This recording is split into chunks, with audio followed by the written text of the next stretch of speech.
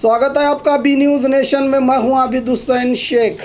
बाढ़ में नुकसान हुए लोगों को तुरंत 10,000 का परिहार दिया जाएगा। शशिकला जोड़ले, बीजापुर जिला इंचार्ज मंत्री शशिकला जोड़ले ने आज बीजापुर जिले के बाढ़ प्रभावित इलाकों का दौरा किया और मीडिया से पूछे गए सवालों का जवाब देते हुए कहा कि स्वास्थ्य के कारण डॉक्टर्स ने सफ़र करने से मना किया था।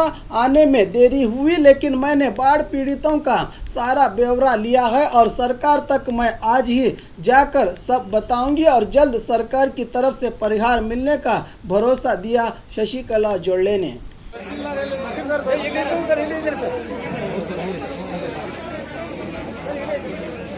ಇರಬಹುದು ಇಂಡಿ ತಾಲೂಕದಲ್ಲಿ ಬಹಳ ಹಾನಿಯಾಗಿತ್ತು.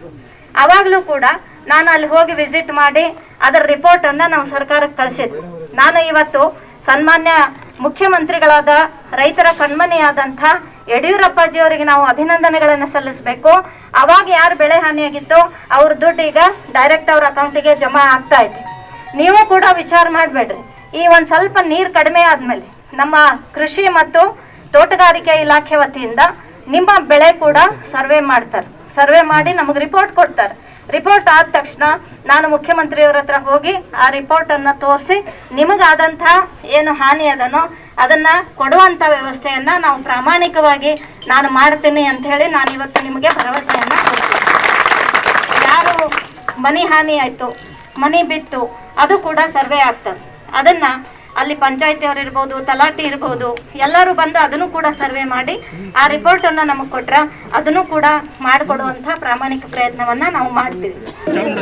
ಮಳೆ ಇದರಿಂದ ಸುಮಾರು 2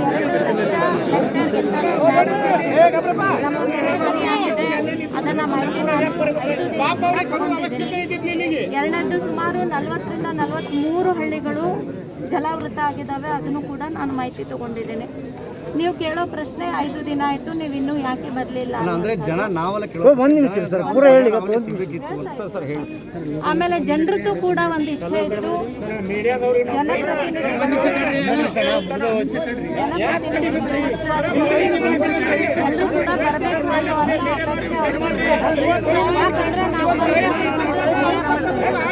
ಅದರಿಂದ ಅವ್ರಿಗೂ ಕೂಡ ಸಮಾಧಾನ ಆಗ್ತದೆ. ಬಟ್ ನಿಮಗೆಲ್ಲ ಗೊತ್ತಿರೋ ರೀತಿಯಲ್ಲಿ ಕಳೆದ 2 ತಿಂಗಳಿಂದ ನಾನು ಕೂಡ ಕೋವಿಡ್ ಪಾಸಿಟಿವ್ ಆಗಿ ಬೇರೆ ಬೇರೆ ಸಮಸ್ಯೆಗಳು ಕೂಡ ನನ್ನ ಹೆಲ್ತ್ ಮೇಲೆ ಪರಿಣಾಮ ಆಗಿ ನಾನು ಅಡ್ಮಿಟ್ ಆಗಿದ್ದೆ. ಅಡ್ಮಿಟ್ ಆಗಿ ಹೊರಗಡೆ ಬಂದ ನಂತರ ಡಾಕ್ಟ್ರು ನನಗೆ ಸುಮಾರು ನಾವು 2ನೇ ಚೆಕಪ್ ಆಗೋವರೆಗೂ ನೀವು ಟ್ರಾವೆಲಿಂಗ್ ಮಾಡಬಾರ್ದು, ಜಾಸ್ತಿ ಮಾತಾಡಬಾರ್ದು ಅಂತ ಹೇಳಿದ್ರು. ಹಾಗಾಗಿ ನನಗೆ ಬರೋಕ್ಕಾಗಲ್ಲ. ನಿನ್ನೆನೇ ನಂದು ಚೆಕಪ್ ಮುಗಿಸ್ಕೊಂಡಿದ್ದೀನಿ. ನಾನು ಶಾರೀರಿಕವಾಗಿ ಅಲ್ಲಿದ್ದರೆ ಮಾನಸಿಕವಾಗಿ ನಾನು ವಿಜಯಪುರದಲ್ಲೇ ಇದ್ದೆ. ಈ ಭಾಗದ ಎಲ್ಲ ರೈತರಿಗೆ ನಾನು ಪ್ರಾಮಾಣಿಕವಾಗಿ ನ್ಯಾಯ ಒದಗಿಸುವಂತೆ ಕಾರ್ಯ ಮಾಡ್ತೀನಿ. ನನ್ನ ಜಿಲ್ಲಾಡಳಿತ, ನಮ್ಮ ಕೃಷಿ ಇಲಾಖೆ ಎಲ್ಲರೂ ಕೂಡ ಅವರವರ ಜವಾಬ್ದಾರಿಯನ್ನು, ನಮ್ಮ ತಾಲೂಕು ಆಡಳಿತ ಎಲ್ಲರೂ ಕೂಡ ಮಾಡಿದ್ದಾರೆ. ದಿನ ಕೂಡ ನಾವು ಸಂಪರ್ಕದಲ್ಲಿದ್ವಿ. ಮತ್ತು ಇನ್ನು ಮುಂದೆ ಕೂಡ ನಾನು ರೈತರ ಪರವಾಗಿರ್ತೀನಿ, ನಮ್ಮ ಸರ್ಕಾರ ಅವ್ರ ಪರವಾಗಿರ್ತದೆ. ಜುಲೈ ಆಗಸ್ಟ್ನಲ್ಲಿ ಬಿದ್ದಂಥ ಮಳೆಗೂ ಕೂಡ ನಾನು ಇಂಡಿ ತಾಲೂಕಿನಲ್ಲಿ ವಿಸಿಟ್ ಮಾಡಿದ್ದೆ. ಅದರ ಪರಿಹಾರ ಕೂಡ ಈಗ ರೈತರ ಅಕೌಂಟಿಗೆ ಜಮಾ ಆಗ್ತಾ ಇದೆ. ಯಾವುದೇ ರೀತಿಯಲ್ಲೂ ಕೂಡ ನಾನು ನನ್ನ ಜಿಲ್ಲೆಯ ನನ್ನ ರೈತ ಬಾಂಧವರಿಗೆ ಅನ್ಯಾಯ ಆಗೋದಕ್ಕೆ ಬಿಡೋದಿಲ್ಲ. ಸನ್ಮಾನ್ಯ ಮುಖ್ಯಮಂತ್ರಿಗಳು ಕೂಡ ಇದನ್ನು BC ಮುಖಾಂತರ DC ಅವ್ರಿಗೂ ಕೂಡ ಹೇಳಿದ್ದಾರೆ. ಸರ್ವೆ ಕಾರ್ಯ ಪ್ರಾರಂಭ ಆಗಿದೆ.